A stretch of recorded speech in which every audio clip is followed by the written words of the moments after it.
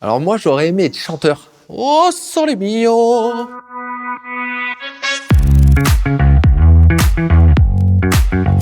Alors moi je m'appelle Jérémy, j'habite en Île-de-France et là maintenant en fait je suis en spécialisation pour travailler en anesthésie au bloc opératoire et au SAMU. Salut, c'est Matt, je suis infirmier au bloc opératoire dans un hôpital de la région Grand Est. Je m'appelle Laurent, je suis aide-soignant aux urgences du CHU de Montpellier. Je m'appelle Charline, je suis infirmière aux urgences en Lorraine.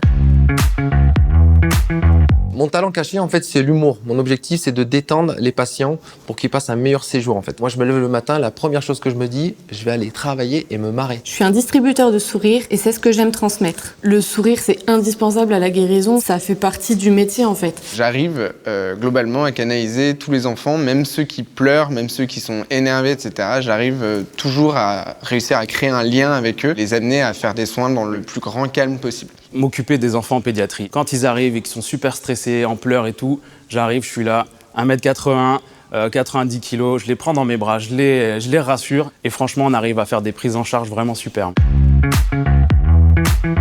Je dirais surtout que je facilite la vie des patients à l'hôpital, justement pour leur séjour. Nos patients, ils le sentent quand on est une équipe soudée, quand on travaille, voilà, qu'on est content de venir travailler. C'est hyper important d'établir un lien si on veut derrière que les soins se passent bien. De le faire rire, de le faire se détendre, c'est ça qui va permettre une meilleure prise en charge.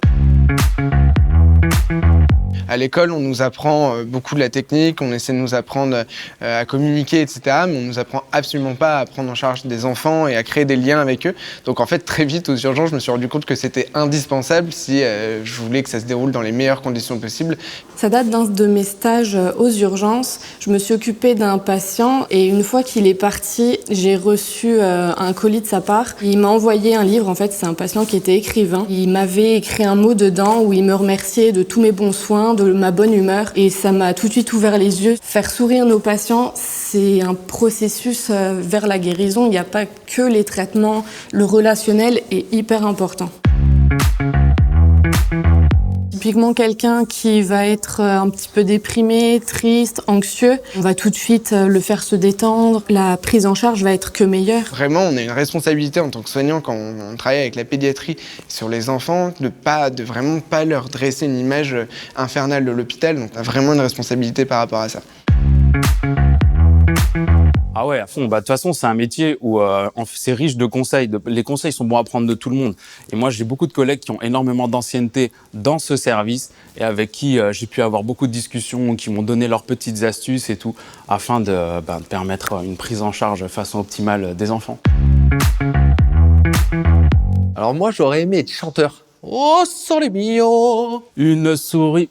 Tu vois, ça passe pas. Il y a un truc il faut que je perfectionne mon niveau de chant. Et si j'étais le roi de la chanson, ça passerait super bien en pédiatrie. Parler beaucoup plus de langues différentes parce qu'il y a un gros problème à l'hôpital, c'est la barrière de la langue. Si on avait la possibilité de parler toutes les langues, ce serait incroyable à l'hôpital.